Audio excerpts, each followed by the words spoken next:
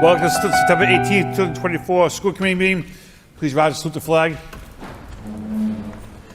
I pledge allegiance to the flag of the United States of America, to the republic for which it stands, one nation, under God, indivisible, liberty and justice for all. Madam Clerk, please call the roll.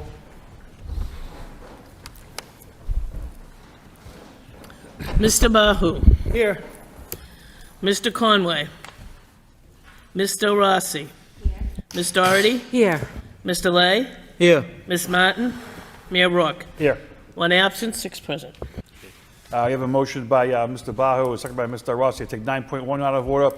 We have Catherine Moses, our Sustainability Director here, that wants to give a presentation on some exciting news. All those in favor say aye. Opposed, motion passes. Mr. Superintendent, 9.1, vote to accept and expend Renew America's School Prize Grant. Thank you very much, Mr. Mayor and school committee members. I'm really thrilled to introduce Catherine Moses to you, and she's going to give you some good news, right? But I'd like you to know as well that it comes at the end of a full year of collaborative meetings with myself and Catherine Moses and Paul St. Cyr. They've been terrific partners, and they are doing the impossible, finding funds, in this case over $15 million, to advance our schools, solely dedicated to schools. And I just can't tell you how grateful I am, in particular for Catherine Moses' support of our schools. I'll let Ms. Moses take it up from there.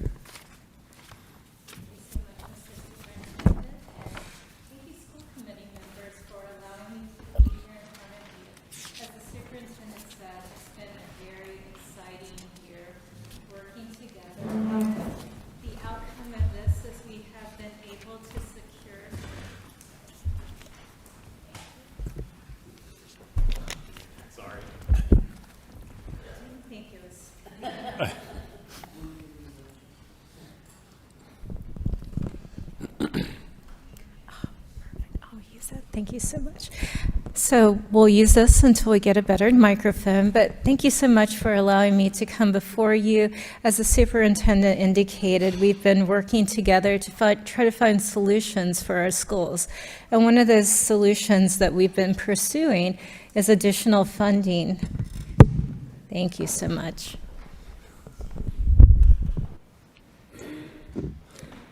To help us improve the quality of our schools, the quality of the buildings, to help provide solutions in cooling.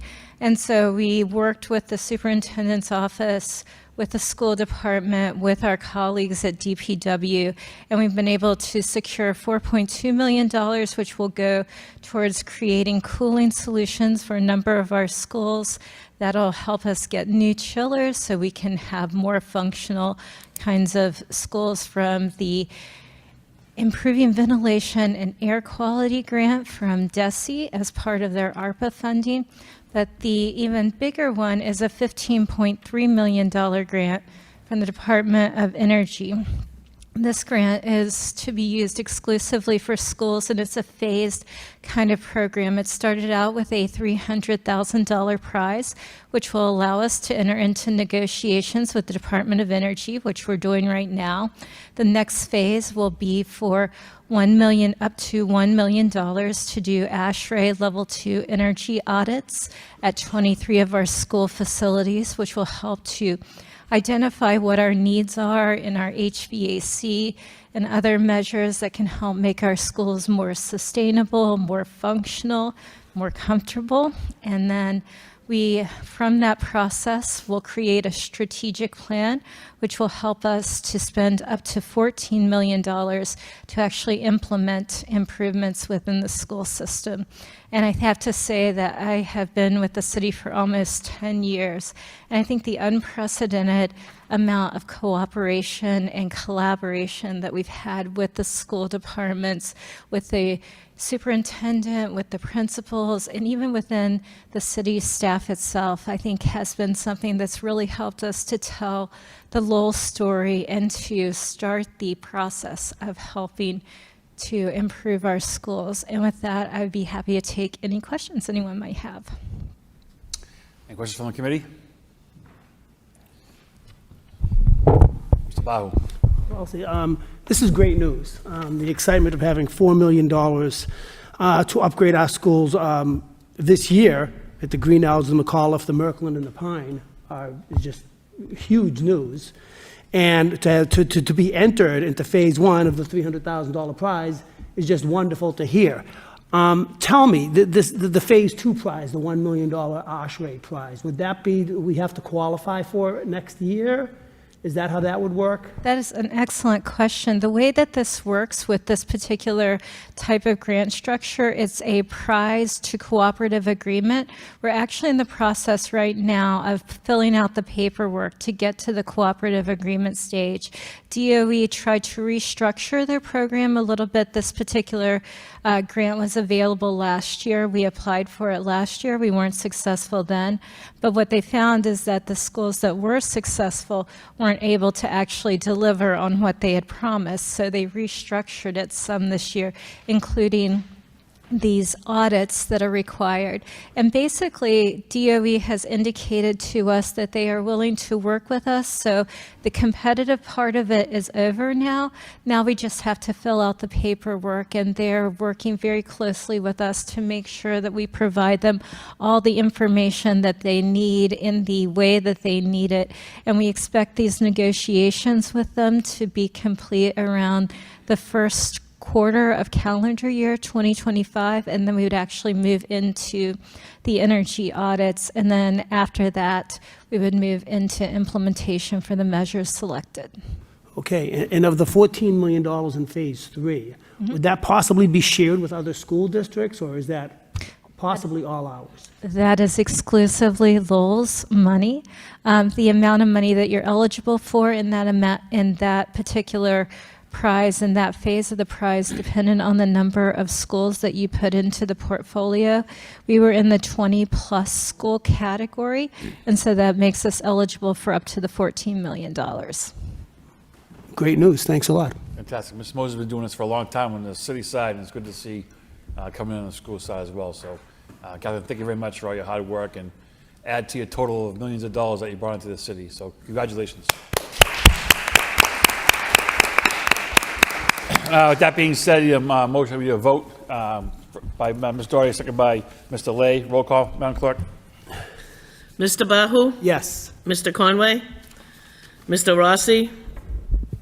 Ms. Doherty? Yes. Mr. Lay? Yes. Ms. Martin? Yes. Mayor Rourke? Yes. 6 yeas. Return to the agenda, Section 3, Special Order Business 3.1, Spotlight on Excellence, the United Conference. Mr. Superintendent. Thank you, Mr. Mayor. School committee members, you may recall a few weeks ago, we had principals present to you their learning from a terrific conference in Nashville, Tennessee. And the principals presented various ideas they brought back to Lowell from that conference. It turns out that there were two principals who were asked to present at that conference that sort of initiated it. One was David Anderson of the McAuliffe School, who was here with you tonight. The other, who was a principal at the time, was Ms. Crocker. And so both Ms. Crocker and Mr. Anderson were honored by this invite to not participate, but to present to administrators from around the country. They received national press for their presentation. I'll be happy to share that with you. But I'm also delighted to introduce you to Mr. Anderson and give him an opportunity to share with you the work that he has been known for. Thank you, Mr. Skinner. Thank you, school committee members, for having me here tonight. And thanks for being flexible with my schedule. I'm supposed to be there a couple weeks ago. The conference was awesome. The United Conference was the first time that the National Association of Elementary School Principals and the National Association of Secondary School Principals got together to put on a joint conference. And so we really had the gamut of pre-K through 12 leaders from schools together in Nashville, learning from one another and connecting to one another. We sent a group, and some of this might be a little bit of repeat from last time, but we sent a group of 7 of us that went, and really any one of the principals from Lowell could have presented at that conference. There's just so many incredible leaders in our city that any of them could have gotten up there and presented on anything, ranging from the work that we do with ELS to like Ms. Crocker-Roberge and I did on attendance. But there were just so many topics that Lowell does well and our leaders do well that hopefully being able to get out there and seeing that they'll be encouraged to present in the future. But one of the things that we presented on was 5 innovative ideas to get kids running through your doors. And so it was really about how are we getting kids to school, how are we engaging families in the educational process, and how are we making school amazing. One of my favorite books is Lead Like a Pirate by Shelley Burgess and Beth Hoff. And in that book, the premise behind it is how can we make school so amazing that kids are running to get in our doors and not out? And looking at that with parents, with faculty, with the community members, we want them in our schools. And so Ms. Crocker-Roberge and I took that and we came up with 5 things that we've kind of been doing to help improve attendance. We all know it took a hit after COVID, big time. And so slowly we're building our way back from that. We had a full house, so people were really interested in this. I prepared enough of the handouts that we were going to use for 125 and ran out quickly. There were people sitting on the floor. It was. I don't know that I've presented to a group that big before. So it was definitely a topic of interest, and there was a lot of energy in the room, and we kicked it off with a little bit of fun. We made the principals have a snowball fight. And so everybody had to write down on a paper one thing that they've already done to tackle the attendance issue. They had to crumple it up, throw it around the room, pick somebody else's up, throw it around, and then everybody picked one up at the end, and they got to read somebody else's idea of something that they had already been doing. We shared those out a little bit, and were able to take away some ideas from the members that were at the conference as well. But you can't just present at a conference if you're saying that it's going to be amazing ways to get kids running through the doors. You're going to have to make it fun, and I think our principals had a good time doing that. So we broke it down into the 5 ideas. We looked at school-wide incentives. I know that the Pine has been running with Pineopoly, which is a board game type of incentive where kids are earning prizes as classes and as grade levels for coming to school. We have our McAuliffe Attendance Stars, which is a trophy that we give out once a month for the classroom that has the highest percentage of attendance for that month, and then they get to pick a prize, whether it be a pajama party or painting a ceiling tile. We could walk down the hallway with the big trophy, music playing, just to make a big deal that they made it to school. We try to be innovative and exciting in our curriculum. One of the things that we do is the day before Thanksgiving, and if any of you are ever free that day, come down to the McAuliffe the day before Thanksgiving. We have a whole school-wide STEM-themed day. We started off with STEM Wars my first year.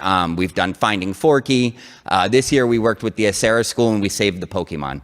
So it's just a fun day of STEM challenges, and the reason we picked that day is because it was historically our lowest attended day of school. And now we get, not perfect, but between 70 and 80% of our kids at school that day, where we were getting about 30.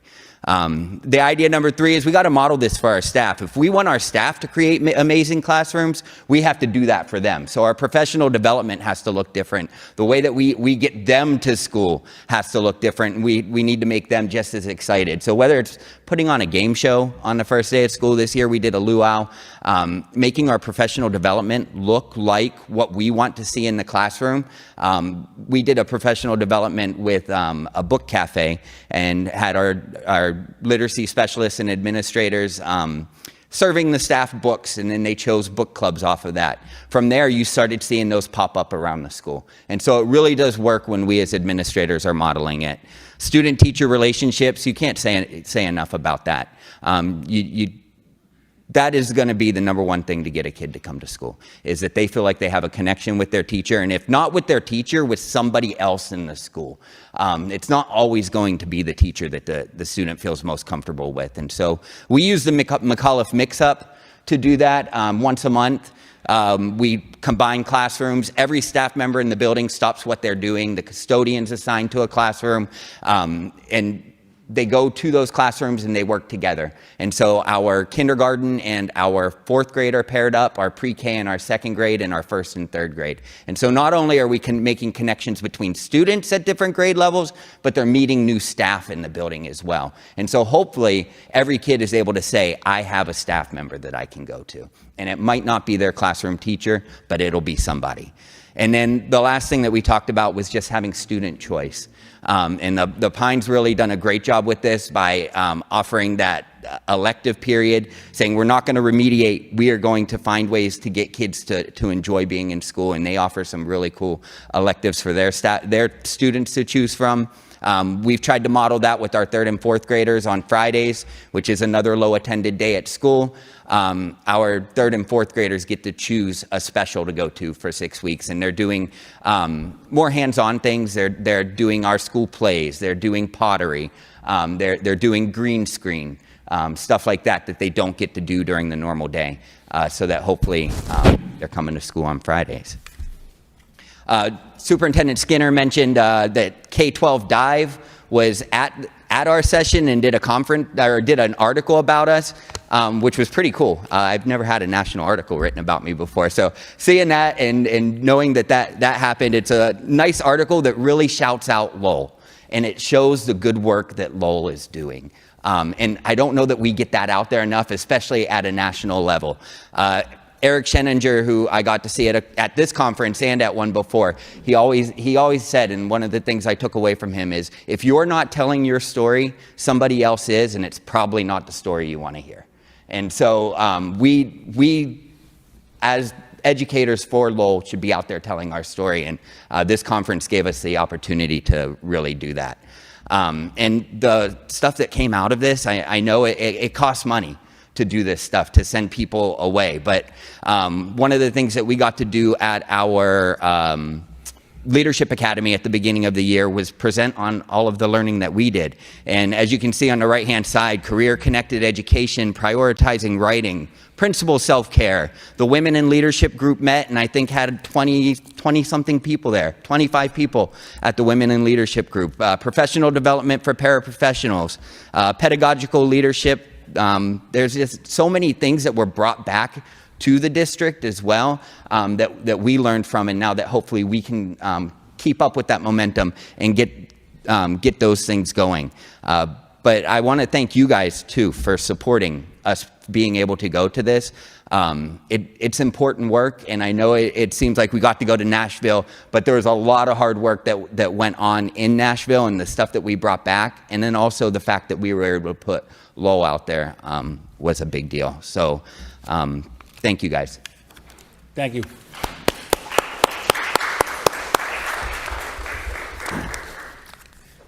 Anything else? Also, Superintendent? Thank you. I believe Mr. Rossi had a question. I just wanted to thank Mr. Anderson and everybody, and Mrs. Crocker-Roberge for all the time you put into it.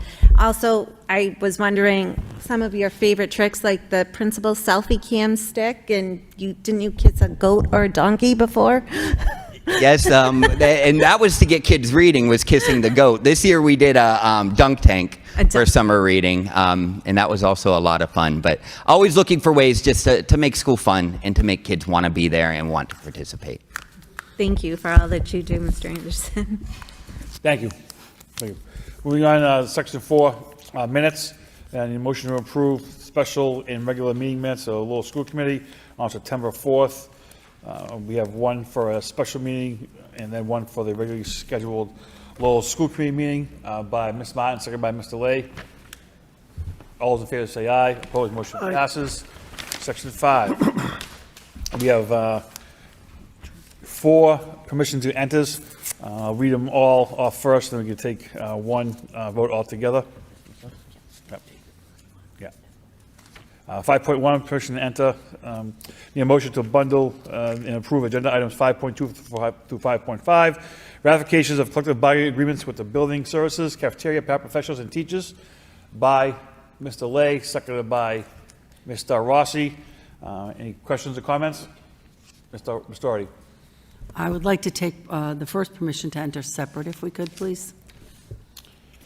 So you want to do them all separately? 5.1, just take that one, and then you can do the others bundled. Motion to approve permission to enter by Ms. Martin, seconded by Mr. Lay. Roll call. 5.1. Mr. Bahu? Yes. Mr. Conway? Mr. Rossi? Yes. Ms. Doherty? Yes. Mr. Lay? Yes. Ms. Martin? Yes. Mayor Rourke? Yes. 6 yeas, 1 absent.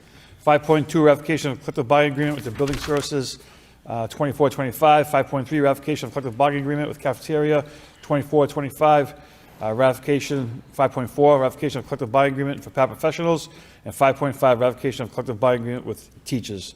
Need a motion to approve by Mr. Bahu, second by Mr. Rossi. Mr. Doherty. Thank you, Your Honor. I'm not going to support these contracts, and I just want to take a few minutes to explain why. I value the important work that's being done in our schools every day at all levels. I also appreciate how stressful the work has become. And while an 11% increase in salaries at a cost of about $18.7 million over the 3 years of the contract is pricey and concerns me as someone who's lived through massive layoffs of school staff in the past, the money is not my primary objection to this deal. In any negotiation, there's supposed to be some give and take on both sides. But what's been happening, and it's been happening for a while, is that we spend hours and hours literally meeting every week this summer, and I'm not faulting my colleagues, we all put in the time, to negotiate basically percentage points. We get nothing in return. And improving on the experience of teaching in the Lowell Public Schools and improving on the experience for our children is more than just a paycheck. And for me, there were many things that I think would have benefited both sides of the table, that would have been a win-win for our staff and our children.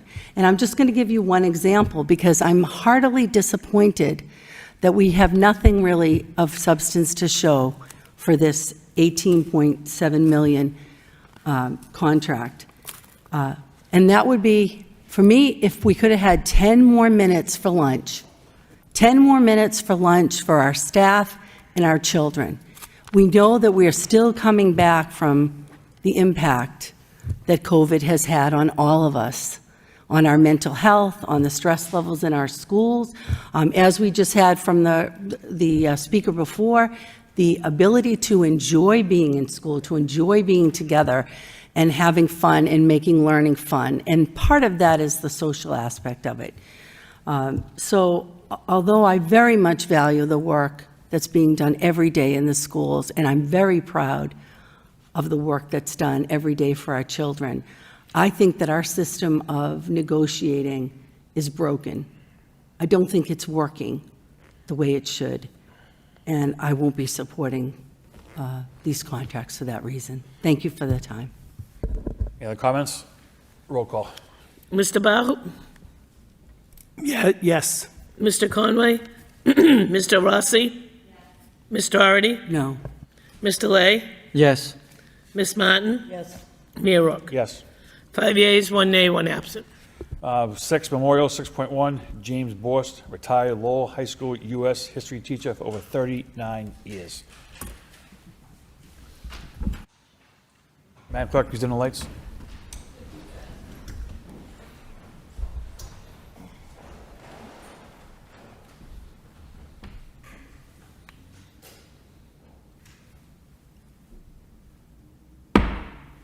May you rest in peace.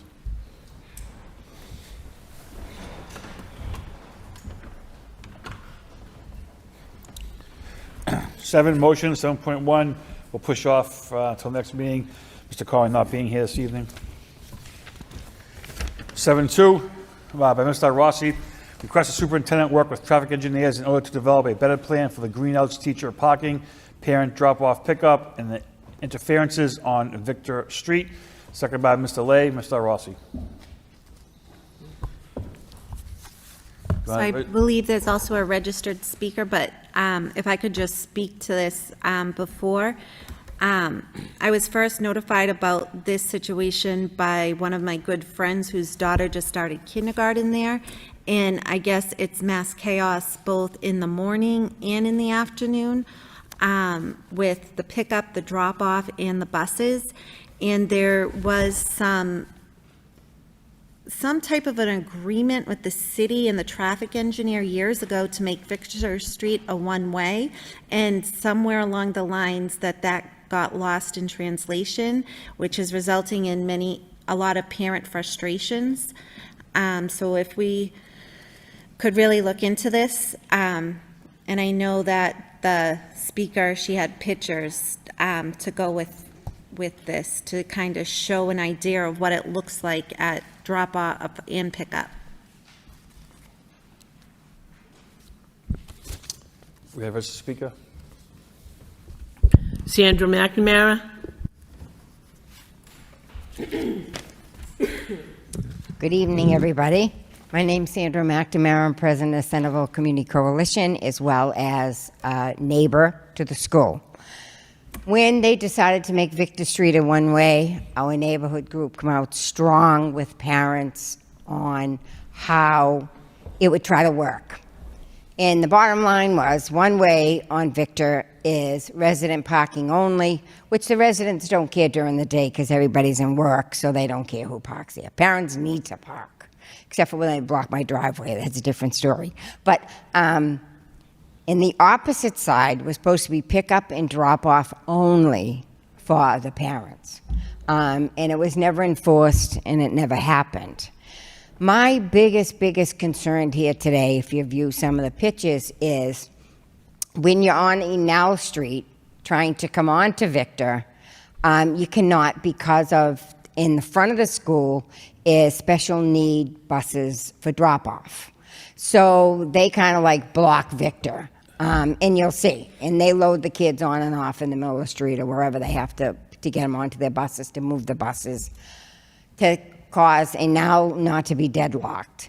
In the meantime, while the buses are there, not the big buses, but the buses in front of the school are there, then they have to come bully you, because Beaufort is a one-way going down to West 6th.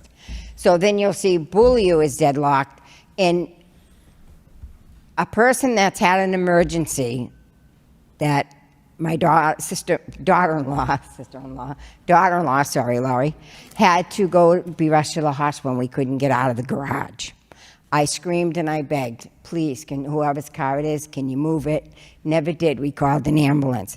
EMTs had to walk to my house because of the deadlocked traffic. And again, it's not for a long period of time, but parents start to park there at 1 o'clock. It's not 5 minutes, I gotta go pick my kid up and come out. It's just a mess. And like I say, parents start to park at 1 o'clock, come 1:30, you're not gonna park. Especially on the school side, because 80% is who knows parks there. I'm not rolling anybody under the bus. But the biggest thing to me is, in the pictures, you'll see parents that are coming up Beaulieu, up Enel, on Victor, that are all deadlocked. Let their kids out of the car to come out, to get them to run across to get into school before the bell. Scary. And the other big thing is, the crossing guard there is phenomenal. He's awesome.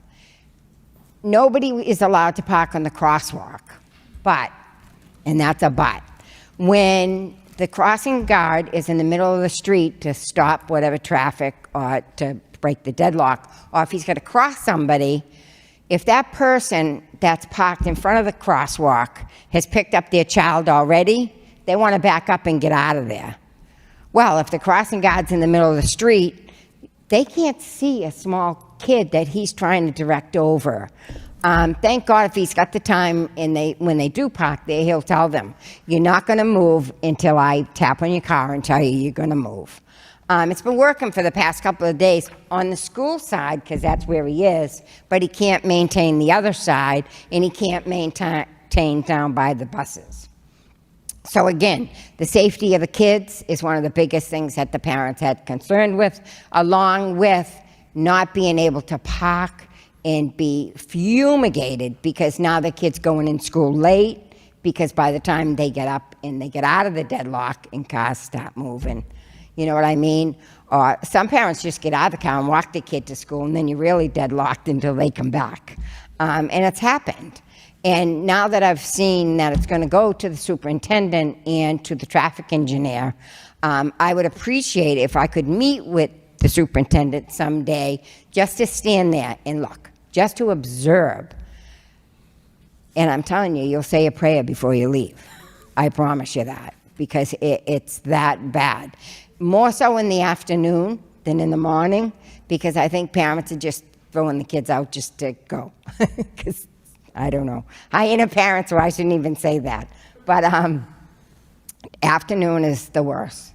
And again, it's the safety of the kids. Parents should be entitled to a pickup, drop-off process. When Sister Irene was over at St. Louis, which is another issue, we all know that's a very large development that's in process right now. He's already taken some away to dig up the sidewalks, but left the parents a small area in the front to still park, which was nice, and do it in sections. But again, once that's done, Beauvais is off limits. There'll be nowhere to park at all because of the new development. So again, then now we're back to trying to put people where we can put them in. I think the pickup drop-off would be ideal if, and again, Sister Irene was going to show everybody how to do it because hers was to perfection, but Sister Irene is at another school. So it's hopefully the principal, somebody can try to get that going, pick up, drop off. But first the street has to be cleared because 80% of it's in the school. And it's not the issue, there's no parking in the parking lot because parents in the morning park in the teacher's parking lot. So I was told it's more so to watch their cars. But again, that's none of my business. My side of the street is what I worry about. And again, there's nobody on Victor, no development there that minds any parent parking in front of the house. They block their driveways or they block my garage. Then they're upset. But which is common sense. But when you're in a rush, common sense don't work. So Well, get somebody over there right away, Ms. McNamara. I'm sorry? Get somebody over there right away. Yes. All right. I'm sorry. No, it's okay. We'll coordinate time, Okay. date, so you can meet the superintendent. and- Awesome. Right. I didn't hear you at first. I'm sure Council Robertson will be there as well when you do that, so. I would invite any one of yous to come, but don't come like at 1:45 because you're going to park down on West 6th Street. Maybe. I don't know. Maybe further. But, and that's the honest to God's truth. It's that congested. And all the streets are one ways except for Bulliu. So that even makes it harder for them too. And I feel bad for the parent. I wouldn't want to be one to tell my kid, get out of the car, you got to run down the street. You know what I mean? It's just not fair. But again, hopefully something will be coordinated. I've already spoke to the traffic engineer, so we can pick up the old records of what the agreements were and to get things finally moving. Awesome. I did put signs and posters all around to let the parents know the meeting was tonight until I seen that it was going to the superintendent and traffic engineer. And I yanked down all the signs and they asked why. I said, tonight's not the night to speak. We'll wait for the traffic engineer's results and the superintendent's and then we'll Awesome. Thank you very much. yell then. Thank you for your time. Thank you. Any other comments? All those-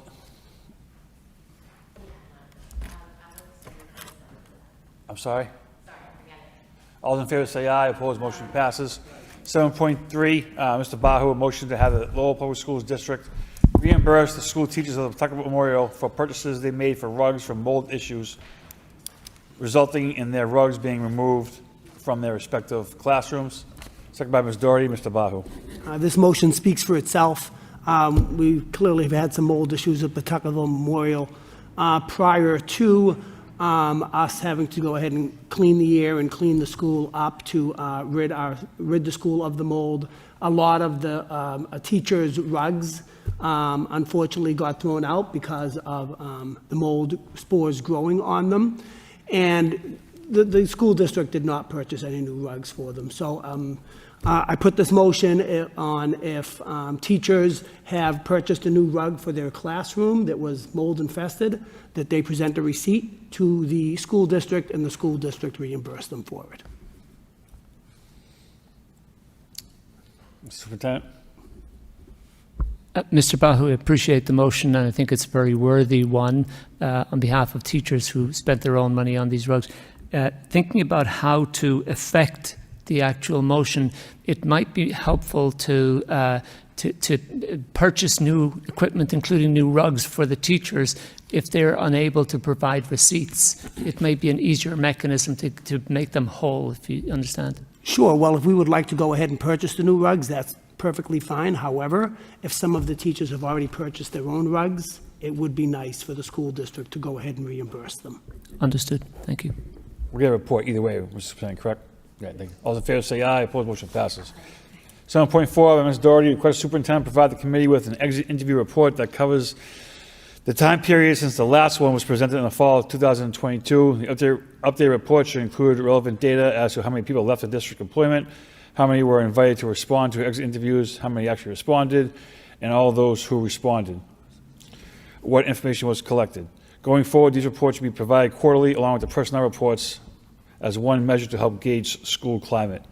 Is there a second? By Mr. Lay. Ms. Doherty? Thank you, Your Honor. I think the motion speaks for itself. I just wanted to provide a little background context for the You're a superintendent. registered speaker. Do you want that person to go first, or do you want to go first? I'm sorry? He's a registered speaker. Do you want to go first, or do you want to have the speaker go first? I might as well go first, just to get the information out for Superintendent Skinner.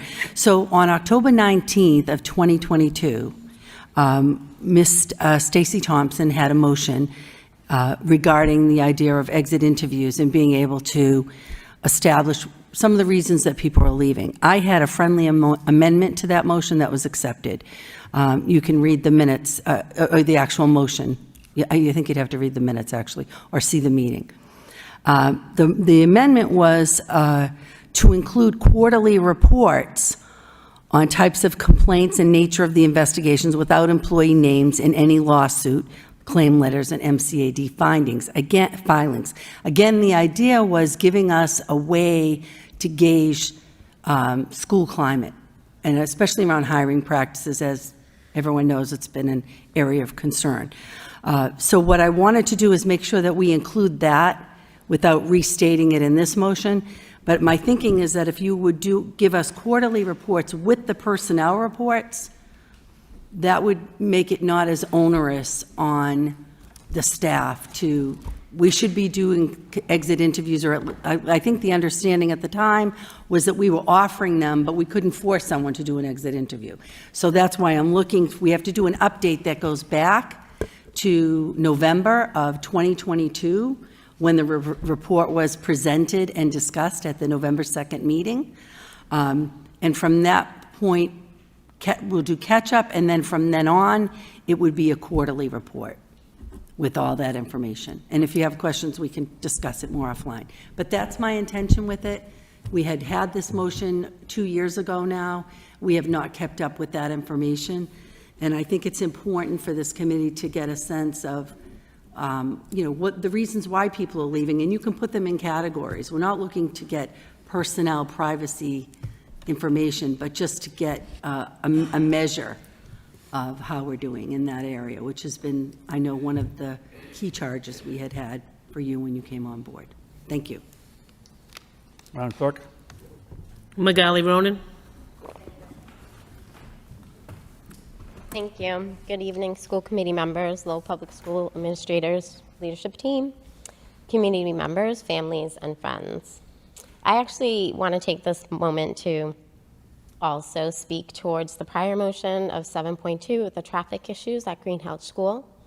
As the assistant principal there, I was responsible for leading the changes in the school as a turnaround school. And in the first 18 months, I actually worked hard to change the traffic pattern at the Greenhouse. Ms. Ronan, we already did that motion. I asked you if you wanted to speak on it. You said no. So we've already voted yes to approve that. So if you want to speak on this, you can. Okay. Only have 5 Well, then I'll leave that off. Okay. So I'm speaking on this motion. I request the superintendent provide the committee forever. So I come before you today after a 2-year leave and what I believe was an impactful 22 years of contiguous service to the students and families of this dynamic city and public school system. In those 22 years, I rose through the ranks to become your former pre-K mathematics curriculum coordinator. Due to rifts, I then served as a middle school interim assistant principal, only to be asked by a former superintendent if I would be willing to be taking the challenge of turnaround work at the Greenhouse School the following year as their new AP. I was asked because he and others recognized my value, passion, commitment to the students of LPS. I am a product of this public school system, a proud product of this system. I am the diverse population that you serve in this system. I served there for 5 years, and I know I made an impact and left it stronger than I found it. You can look at the data. My former colleagues, students, and families know who I am as an individual and a professional. My personal record indicates multiple career achievements, impeccable evaluations along the way. I am highly educated, highly qualified, and hold several DESE licenses ranging from elementary mathematics specialist, principal assistant principal, to superintendent assistant principal, all earned on my merits and hard work. This is not a self-serving mission here today. I'm coming from a place of advocating for social justice and calling out the institutional and structural racism, implicit bias, discrimination that continues to persist in the Lowell Public Schools hiring policies and practices. Lauren, please stick to the motion. What you said there This is my story. holds no merit, what you just said. So you can't, nothing been proved for that, so please stick to the motion. Excuse me? I am speaking to a motion of which I have the right to tell my story. You can tell your story. Principal Anderson was here today speaking about sharing our stories and our experiences in this system. And now you're telling me that I do not have the right to share my story? Absolutely, please share your story. but Okay, say so then back let me racist. share it without interruption and disrespect. I'm not disrespecting, you just want to. With all due respect, Mayor, let me share my story, because Principal Anderson, who have Please I stay on the worked... motion, that's all I'm asking, please stay on Yes, the motion. I'm sticking to the motion, but you're not allowing me to stick to the motion. Because in relation to what the story and message that is extorted here in Lowell Public Schools, this is relevant. His story is relevant. My story is relevant. So if I may continue, with all due respect.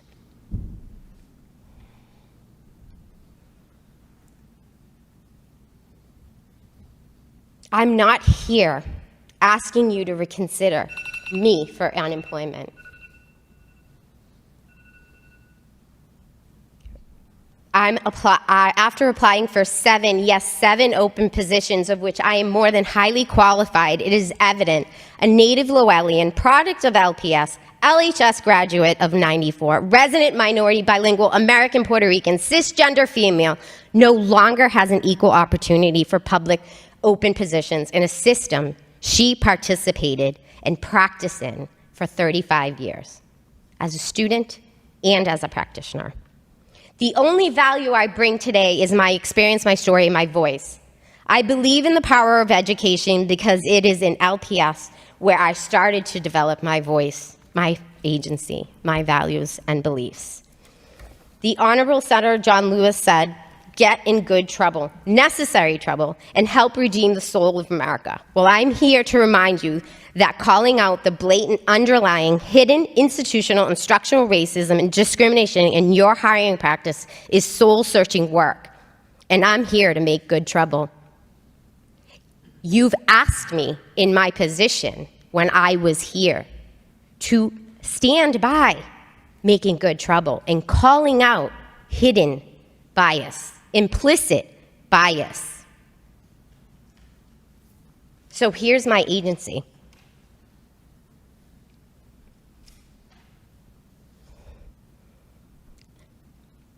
I was always content with the idea of retiring from Lowell Public. It is and was the only place I ever wanted to teach. So I can let our kids know that they too could succeed in their education and go on to live a satisfying life. The dream from retiring from Lowell is now just that, a dream. Reality is set in, and the path is no longer afforded to me. I ask myself why. My personal file has no blemishes. I've never been reprimanded, disciplined, placed on administrative leave, or dismissed from my duties and responsibilities in all my roles. In fact, based on public knowledge and records, other administrators and employees face administrative discipline due to egregious behaviors, shameful behaviors that were in the Lowell Sun, who were issued leave, given approvals, reprimand, administrative leave. And they were able to make amends and demonstrate their standard of good conduct that was expected of the employees of Lowell Public Schools. Some resigned in return. The fact there is that those individuals still work for the schools and were given their due process. I wonder about the race, class, and gender of those individuals with similar experiences. I want to trust that my race, class, and gender, or any other part of my identity, had no influence on the circumstances surrounding my exit and my opportunity to apply and interview for new opportunities after being away for 2 years. It makes me wonder how this could happen to someone who has had an impeccable and honorable career in Lowell. Why? Why, I wonder? Because Lowell Public Schools' 21-22 strategic goals aligned to the Equity Office initiatives places an emphasis on diversity recruitment and hiring by assessing any remaining systemic barriers in the hiring process to ensure a fair and just hiring process for all qualified candidates. Ms. Ronan, the motion is on exit interviews, please. I'm getting there. I'm building my case, and I'm letting you know the context of my story, Mayor. And you keep interrupting me, it's going to take longer.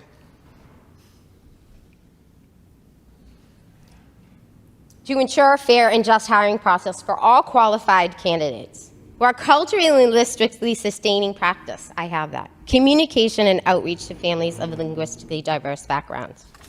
If these are their goals, then why am I and other qualified residents candidates overlooked? So I'm going to take care of motions 7.5 as well, because I'm attending to both the hiring practices and the exit interviews, and no, I was not afforded an exit interview.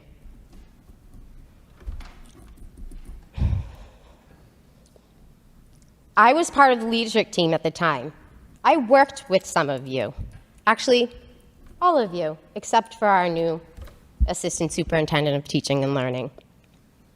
And I wonder, why not?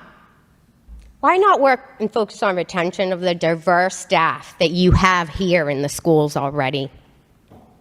At the time, the climate and culture of the former superintendent's leaders was not built on trust and respect, from my experience and my vantage point.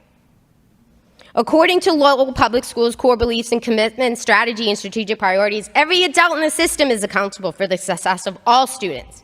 The entire community is responsible for the success. By committing to eliminate the racial, ethnic, and linguistic achievement and opportunity gaps among all students. I started that work in 2000 as a teacher at the Sullivan Middle School. Empowering students and families through choice. Ensuring reciprocal accountability by all stakeholders, not just the teachers. By leveraging the rich diversity of the Lowell community to serve the interests of LPS students. The circular visual that places the student, teacher, and content at the instructional core is a helpful infographic that is displayed on the website. And I learned alongside administrators and contributed to its theory and practice, and then exemplified them in my daily work. In simple terms, I get it. I uniquely understand the context, the beliefs, the vision, the mission, and the strategic district improvement plan of Lowell Public Schools.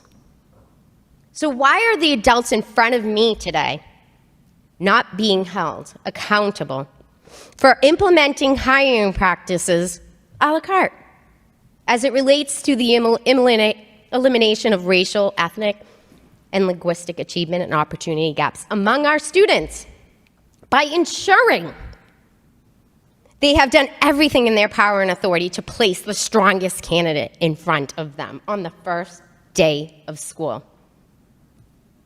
I am your lever.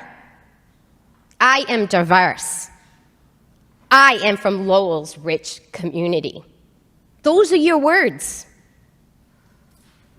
In addition, the employee policy book standards of conduct guidelines are there to create a safe, comfortable, productive work environment that sets forth a model worthy of emulation by our students. All staff members are expected to carry out their assigned responsibilities with conscientious concern. Please, I'm being very, very respectful to you, okay? I'm not done. Please stay on the motion, okay? I'm not done. All right. And you speak give for the well over courtesy 10, 12 minutes, okay? of other constituents time to finish their statement. You've had almost... you had This is my one and only opportunity, and I'm 15 taking minutes, it. please finish up. I'm going to finish up. And please stay on point. You're making this a hostile environment.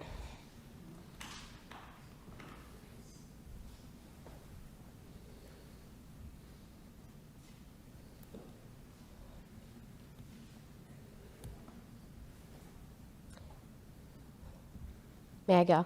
Because now I'm in control. Although respect and climate cannot exist in the absence of trust, and there was no trust. That trust was gone. This is one quality I intentionally work toward every day in all my interactions with students, families, colleagues, and community members. I would be the first one to speak up to defend LPS's reputation because I trusted my experience, the students and colleagues that I worked with. My trust in others is only questioned when words and actions don't match. It makes me sad to realize, in the end, my intuitions were accurate. I gave 22 years of my life to Lowell Public Schools and its students. I gave my time, love, patience, grit, and more to others at times when I wasn't even able to give it to myself.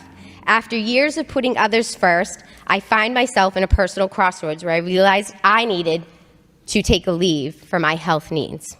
And I pursued a leave of absence. I trusted the policies and practices of LPS's HR and hiring practices and your chief officer of DEI, because I used all means of communication seeking support and guidance around the types of leave affordable to me. The experience was far from respectful, and I allege in violation of federal, state, and local laws and regulations. My disappointment and the loss of trust was visceral because it lacked respect, compassion, accommodation, and plain humanity. Lowell Public Schools exhorts across all media communications, talks, events, and in this chamber today. Their actions do not match their written commitments and what I value. So why raise my voice today, Mayor? Because I'm not the woman today I was when I resigned in May of 2022. I was not listed on the resignations list that year. As Maya Angelou put, I am a wiser woman who wishes to be no one's enemy. I am a wiser woman, who wishes to be no one's enemy. I am a wiser woman who refuses to be anyone's victim.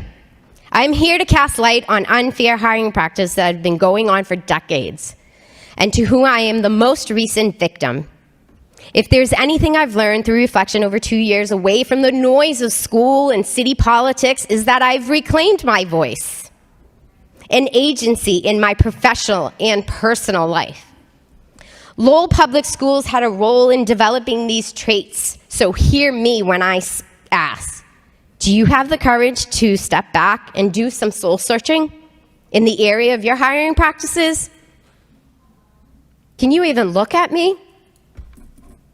Do you have the most important virtue of all, courage, which is needed to practice all other virtues, like humility, compassion, and empathy? Isn't that what we want for our students? For all other virtues depend on the consistency of courage. Without consistency of courage, we practice all other virtues inconsistently, haphazardly, and still in sight in this about our trends in How is it, I ask myself, we know how to get results, yet we struggle to be consistent in maintaining and surpassing our targets? I wonder, is it because we've had and continue to have administrators leading with inconsistent virtues because they lack the courage to self-reflect, engage in honest, crucial conversations where egos don't matter, and who always work in the best interest of our students and families? Without courage, we cannot be kind, true, merciful, Superintendent Skinner, generous, or honest. My leave from LPS felt like a kick in the teeth, a punch in the gut, a knife in the back, and a kick in the butt on my way out. I mean it when I said it was a visceral, emotional departure. I loved this school system. I loved being a teacher here. I loved being a change agent here. The administrators were not prompt in their dealings with me, and I was not treated how they would want to be treated. They did not rise to the occasion and behave in a way to emulate the values and standards of conduct they promised to uphold. The standard of conduct for ethical behavior and conflict of interest expects employees to not engage in this work, to not engage in work where information concerning employer or information is shared, or who knows. Nor should confidential information known to an employee be shared with others who have no right to have that information. The assurance upon the approval of leave that I would not face discharge or discrimination when applying for future public open positions has not been honored. My residency benefit and high qualifications was evidently not enough to afford me the right to an interview as a resident, a highly qualified resident. So my question is why? My intuition tells me it's something personal for reasons I don't know. I applied when the postings were dated, in time, early in fact. Schools bring and Indeed actually let the applicants know when their applicants have been received and reviewed. No one ever reviewed any of my 7 applications. So, Ms. Ronan, I'm gonna cut One you of off. the 7 applications was for a math log. Ms. Ronan, this is about exit interviews. It is. I'm getting to it. Thank you very much for your time. You've had more than. And it's 7.5. We're going to move on. And it's 7.5. Any other comments on 7.4? I'll continue comments on 7.5. We're not there yet. Okay. Then I'll come back and I'll finish my statement. 3 minutes. Thank you. Any other comments on this? No? And, just so the public's aware, we spent over $100,000, extensive reports that has been done. This has been on the school committee floor for months, if not years, on this subject, and everything was found to be in line. So when you have something like this come up here, and accusations of racism and things like that, that casts a bad light on the school system, where we paid an independent company to come in and do an extensive report. There was multiple extensions for people to come forward to speak to the people that did the report, and there was none of what was just asserted in that report whatsoever. So with that being said, I'm going to ask for a roll call vote on this. Mr. Bahu? Yes. Mr. Conway? Mr. Rossi? Yes. Ms. Doherty? Yes. Mr. Lay? No. Ms. Martin? Yes. Mayor Rourke? No. 4 yeas, 2 nays. 7.5, Ms. Doherty, request superintendent provide the committee a report regarding district policy that all qualified Lowell candidates, I apologize. Request the superintendent provide the committee with a report regarding district policy that all qualified Lowell candidates be interviewed for school jobs. The report shall include how many qualified Lowell residents applied for school positions over the past 12 months, how many were interviewed, and how many were hired. Is there a second to this motion? By Ms. Martin. Ms. Doherty. Thank you, Your Honor. This motion is timely for a number of reasons. We are in the process of reviewing our policies, and we have identified hiring policies, personnel policies as being the starting point. We have employed Mass Association of School Committees to help us with this work. This particular policy, I believe it was started a while ago, that all Lowell residents who are qualified for a position are entitled to an interview. I have been hearing feedback from administrators that this is not a great policy. So before we make a decision about what we do with it, I'm looking for a report to see what the impact of it has been.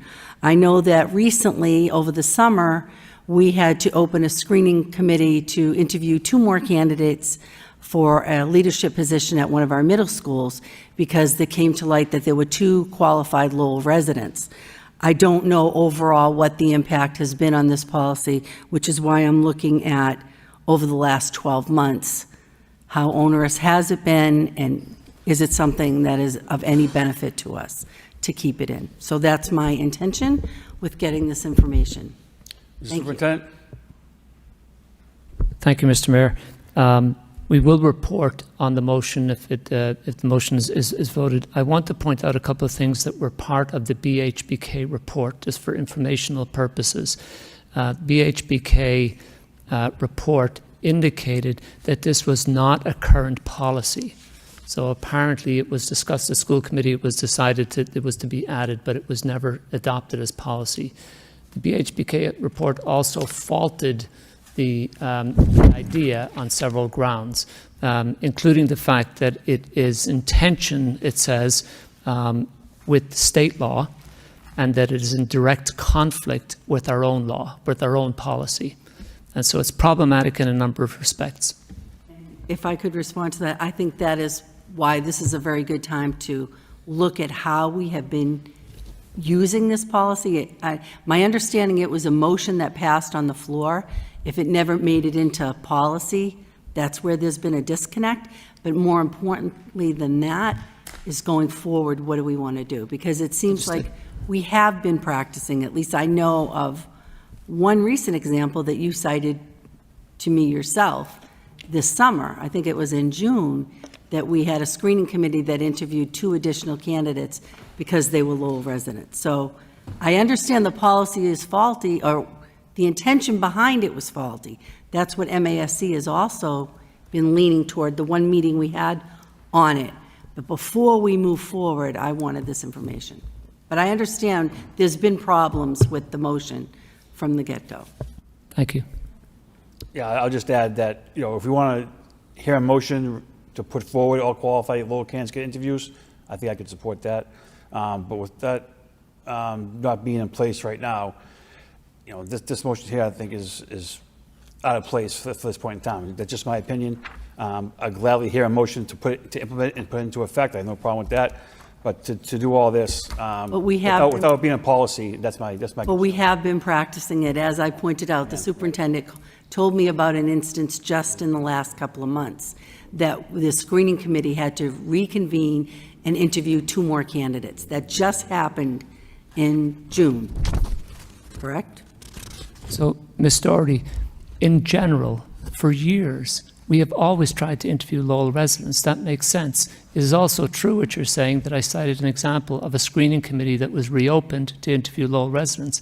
Absolutely. It makes perfect sense in practice. It's not policy. It's not been tracked. There's no system for going back and counting how many Lowell residents we don't, it's not part of policy. It's not something that we follow, other than its general practice, and it's a good general practice. So could I just ask for clarification? Are you saying you can't get this information? There's not a way to say how many Lowell residents, qualified Lowell residents, applied for jobs and were afforded an interview? I'm not able to say that right now, but if the motion passes, Ms. Doherty, we'll be happy to report back on it, and I will give you the details you seek. Okay. Including, I will explain if we're unable to. Right, because I'm just going back to the example that it just happened, that your explanation for reconvening the screening committee was 2 Lowell residents were qualified and deserved an interview. So, Ms. Doherty, I explained to you, by general practice, of course it makes sense to interview Lowell residents, and by general practice, that is what happens. That doesn't mean that we track it. It doesn't mean that we count the proportion of candidates that are from Lowell and then the proportion of those that are interviewed and so on. We don't do that. It's not part of policy. We look for a way, if the motion passes, we look for a way to answer it accurately. If for some reason we cannot, we'll let you know that. Where's the speaker?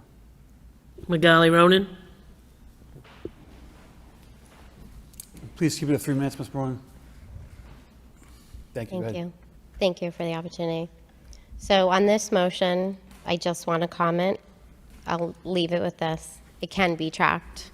Every time an applicant goes into school spring, they put their home address, they put their contact information, and their high qualifications. So it can be tracked. It can be extracted from the data system. It's there. Everyone has to do it. They have to put in their home address and their high qualifications for any job in Lowell. I respectfully ask this governing body and present administration to do some soul searching in these practices. I didn't get an interview. I'm a resident and I'm highly qualified.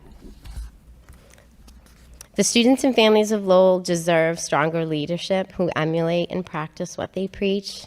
They deserve having access to the most effective educators from the pool for qualified candidates.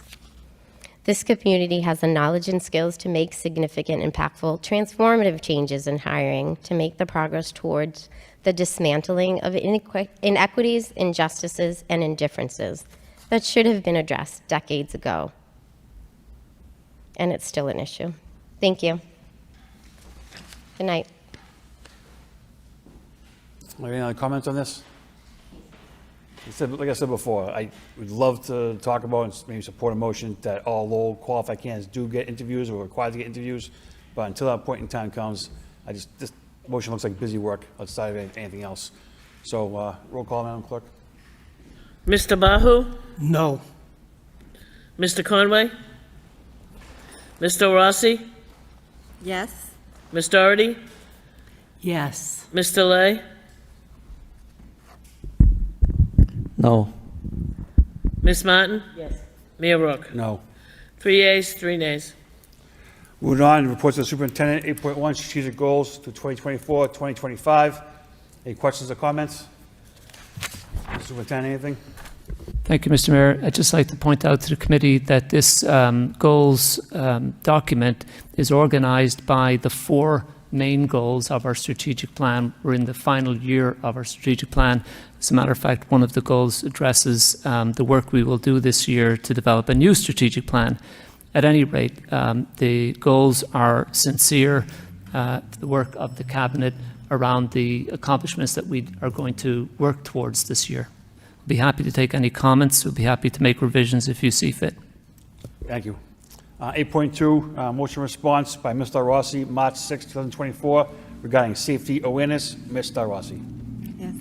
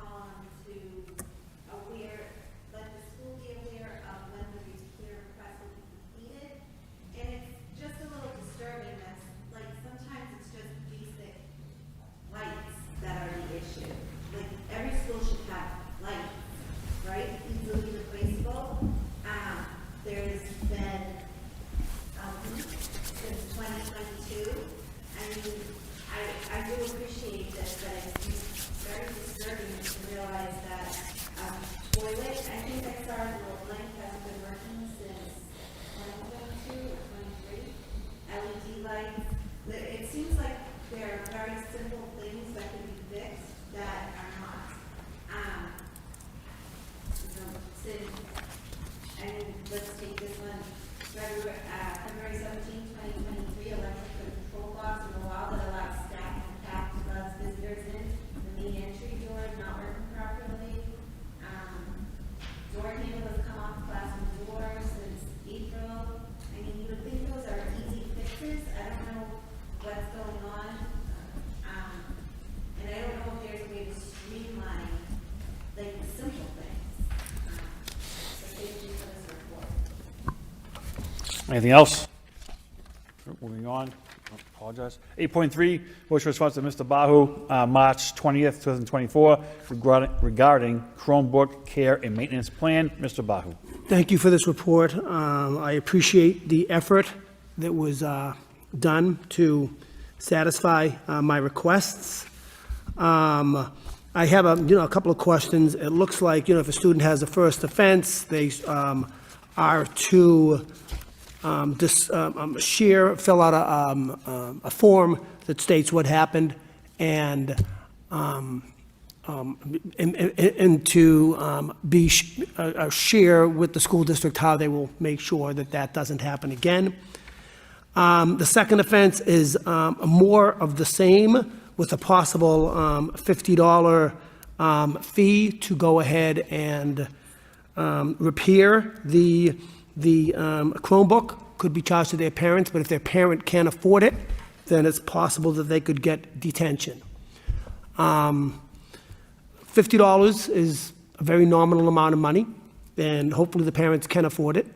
But if they cannot, I don't know that one detention after breaking a $400 piece of equipment twice is realistically fair.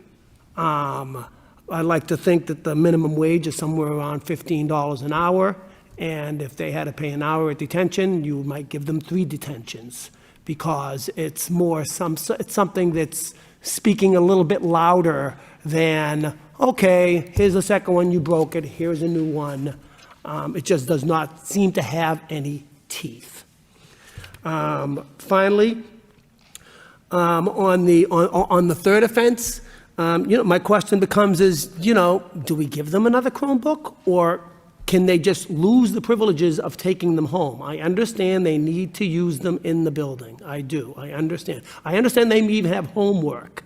But if they've broken them the first time and they've broken them the second time, all within the same school year, is it something that we want to just keep on allowing? And then, a $400 Chromebook 3 times, when does it end?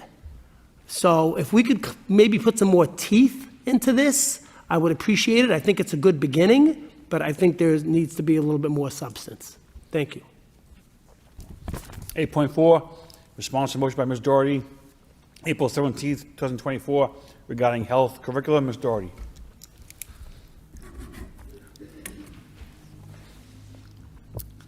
Thank you for this report. However, it is so disappointing to me. And I know it was before your time, but this committee made a commitment to having every middle school to have a certified health teacher. And at the time, we had, over 25 years before the state was even updating their health requirements. But this report basically says the Michigan model for health that we chose is not great. It's outdated. They don't have vaping. They only talk about cigarette smoking. I don't know why, and I'm looking at you, but I know it wasn't you. I don't know why we chose such an outdated curriculum to pilot. I feel like we've lost a year in being able to really get good health instruction in front of our students. We made the commitment for the staff. So I don't know, through you, if Superintendent Skinner has any thoughts on, I really feel like we lost a year. It doesn't talk at all about how we plan to move forward with having we had a motion in the spring about student advisory group and how we were going to include students. The survey, you got a response of 190 students. How many middle school students do we have? Way more than 190. That's got to be a very low return on our survey, which something that should have, you've got them in school, you fill out the survey, collect, you know what I mean? It's just, it's such an important issue too, that we have a really strong middle school health curriculum. We invested in the staff. I just want to know what the plan is going forward, because this is very disappointing. Thank you, Mr. Mayor and Ms. Doherty. For one brief comment, just to say to you that we've promised to be transparent with you, and this is an example of sharing with you when something is not working. We're being transparent and there's no hiding it. I am happy to say that in general terms, you've had reports in recent months from the Director of Mental Health in the district, and there's a lot of work going forward on mental health concerns that have been concerns for this committee for a long time and complaints that there wasn't any action on. So this is not just mental health, this is health curriculum. Similarly, you are going to see action, and we're going to be transparent with you about where we are and also about what we can do. I'll offer Dr. Fox-Roy to comment as well, if that would be helpful. Dr. Fox-Roy.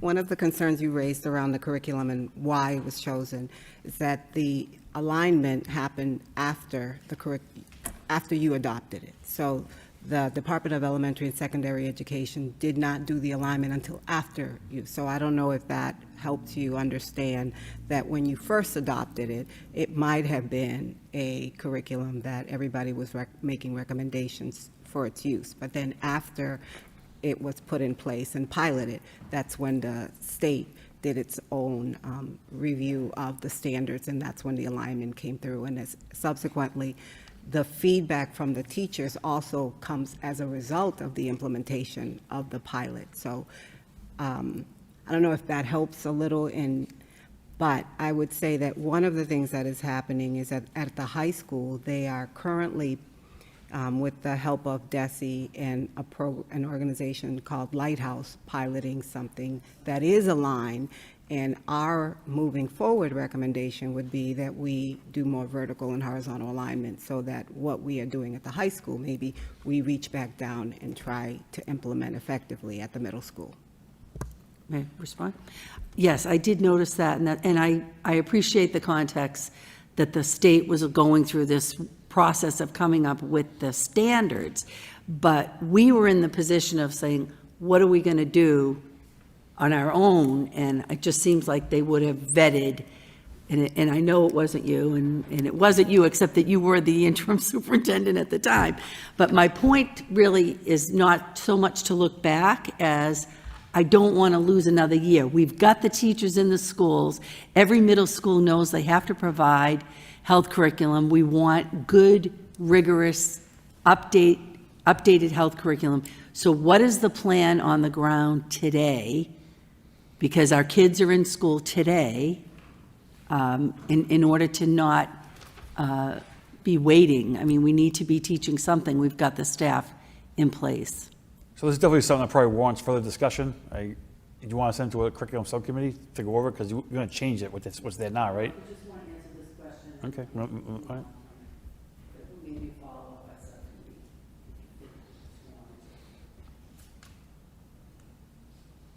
Do you want to do that? If not, that's fine too. You can. So they're continuing to use aspects of the pilot moving forward. So right now, what is in place are combinations of what was piloted as well as additional alignment to the new standards. So maybe just a follow-up report when you have some time to, okay, thank you. 8.5, response to motion by Mr. Lay, May 1st, 2024, regarding school start times. Mr. Lay. Thank you, Mr. Mayor, and thank you for the report. So this report showed that each school starting time is so integrated with not only our school system, but also with the city surrounding. So it looked like it's very difficult to change. I appreciate the report. Thank you. 8.6, response to motion by Ms. Doherty, May 15th, 2024, regarding water filtration. Ms. Doherty. Thank you for this report and the good news that we're already ahead of the curve about this issue. I really needed that one today, so thank you. 8.7, response to motion by Mr. Lay, July 25th, 2024, regarding Lowell history course. Mr. Lay. Thank you, Mr. Mayor, and again, thank you for the report. I have several questions when reading this report. Wondering if when do you think we can have this embedded into our curriculum, and are we going to have new staff because of this? And also, looking at the 8th grade curriculum, it seems like this history course is going to be some embedded with a civics course. It's not really history. So I'm wondering if the now and then that we put in the 3rd grade can also be brought to the 8th grade, and also maybe more detail that that we have in the high school can be also be put for the middle school, and also in high school, if it is for honor course, does that mean only a few students can take them? So if that's the case, I feel that we're missing out a lot for the students. So I'm wondering if we can make it so that a lot of more students can take this course, because I feel that there is a positive impact on this when the kids know about the rich history about Lowell, about where they live and where they go to school, and they feel like they belong to some place, and hoping that they are proud of where they're from. Thank you. So you could answer those questions I have. I would appreciate it if you can. Superintendent? Thank you, Mr. Mayor. Mr. Lay, I want to point out to you that the items on this are not a wish list. These are already in place. We're already doing this. We don't need to hire new teachers. We don't need to revamp the curriculum to implement what's on the report. We're already doing that. It sounds like that you that's appealing, but that you'd like more. Is that correct? Yes, I feel that. Well, I appreciate that we already have it. So, but we don't have anything that say Lowell history at all in schools. I mean, besides high school. Let me give you Dr. Foxroy, please. Dr. Foxroy. So, as Superintendent Skinner mentioned, all of these this was the chairs going through what is existing in the district for history. And each of the ones that are highlighted in this response to you are ones that actually include aspects of Lowell history. So we don't have an actual one course, but we have multiple. There's a course at the elementary level, there's a course at the middle school level, and I did hear your point that the high school course, which I believe had its origins in an original course that Dave Conway taught, that one is only honors at this point. So I did hear that as a possibility of trying to see if we could maybe expand it, because only students in honors would be taking that course. But,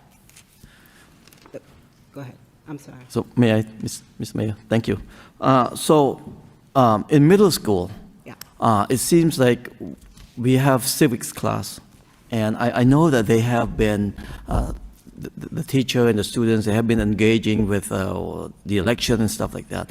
But I don't think they deal much about the history itself.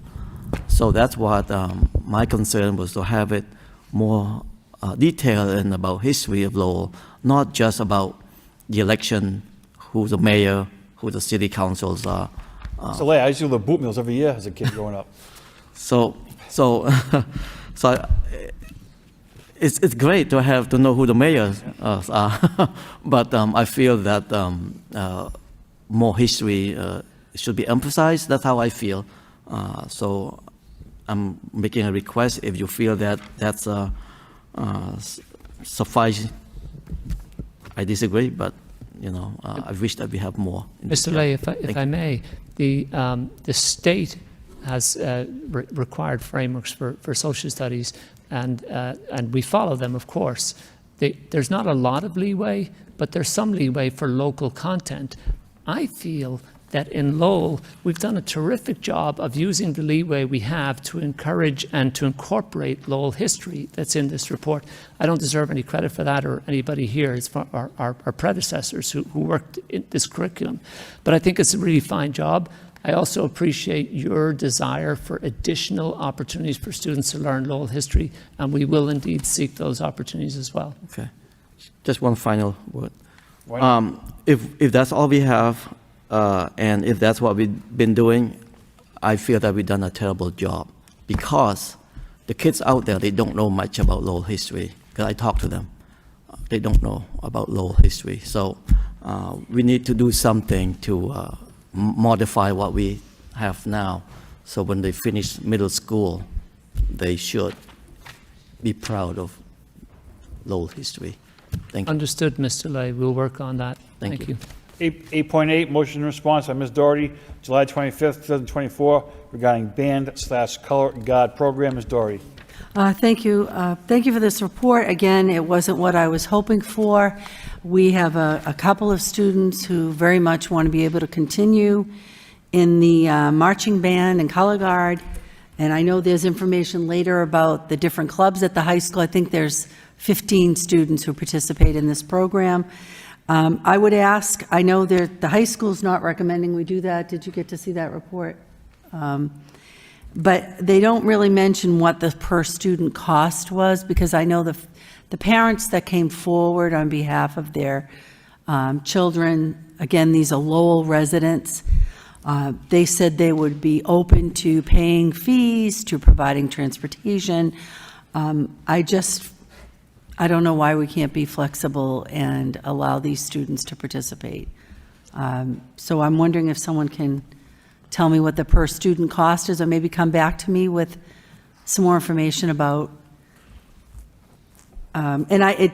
you go through enough, information that it is different from the After Dark program. I understand that, but I think it is also an opportunity to provide services to our students who live in the city. And I don't see the harm of it. So I would like some information about what the cost would be, if we could get that. Thank you. Mr. Superintendent. Thank you, Mr. Mayor. I want to assure Ms. Doherty and the committee that we will implement your wishes when you vote, and it's the will of the body, whether we like it or not. But I'd like to assert, if I may, that I think it's worthwhile considering the high school and their staff and their opinion about the motion, and that's what we did. And it's very dispiriting for them if they are really working hard to develop great programs and attractive offerings to bring students to Lowell High School, and we as a body indicate that we'd like them to offer that elsewhere too. If you understand, it's a pretty competitive environment. I brought for years 8th graders to the vocational school each fall, and boy, did they do a great job of attracting our 8th graders to go to the vocational school. Good for them. Good for the vocational school for doing that. It's exactly what they should do. And we in Lowell Public Schools should promote Lowell Public Schools and do a really fine job of attracting students to the high school. Now we're asking the high school to take some of their wonderful programming and say, well, yeah, let's offer it to kids who chose not to go to Lowell High School. I understand your wishes, but we're talking about, I think you said 2 students. It's very dispiriting for the high school. I would suggest that it is not, it's a difficult scenario. Of course, we want to do right by those 2 individual students, but we may also be opening the door. As you're going to see later, there's a slate of really wonderful programming at Lowell High School. Might other students who go to other schools want to go as well? My own inclination is to listen to the high school, honor the good work that they're doing there, and not push on them, you gotta take these kids. I appreciate what you're saying, and I do hear that, Superintendent Skinner. I wanted to mention that at the subcommittee meeting, when the families came out and asked us about this and said, we've been trying and we're not getting anywhere, no answers, there was a person, and I don't remember the name, who was the advisor for this particular group, saying, I'd welcome, we do that with some of our sports now, that we let the middle school, and granted, there are middle school kids, but we let them participate in high school sports because it's more people on the field, right? This idea of, a color guard that had 12 students, and I guess this year they're looking at 15. So I did not get the sense that the high school didn't want it, but perhaps, as you said, the high school administration, the head of schools, is looking at it from a different perspective, and I appreciate that. I hear what you're saying. but I do represent all the families here. So if I could just get that information about what the cost would be per student. And then, like you said, it really is just, I'm just one person, one voice, one vote, whether or not we move forward. But I think you do bring up some valid concerns. Thank you. Thank you. 8.9, response to a motion by Mr. Lay, July 25th, 2024, regarding tour of Gene Dock Building and Lowell High School. Mr. Lay? Thank you, Mr. Mayor, and looking forward to have a tour on Thursday. Thank you. I need a motion to accept the reports of the superintendent, 8.1 to 8.9, reports of progress by Mr. Bahu, seconded by Mr. Rossi. All those in favor say aye. Opposed, motion passes. 9, new business. 9.1 already took up. 9.2, approved to accept and expend allocated FY25 awards. The motion approved by Mr. Lay, seconded by Ms. Doherty. Roll call. Mr. Bahu?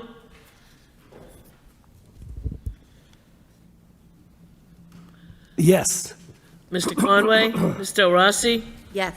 Ms. Doherty? Yes. Mr. Lay? Yes. Ms. Martin? Yes. Mayor Rourke? Yes. 6 yeas. 9.3, consideration of proposed MOA for LHS advisors.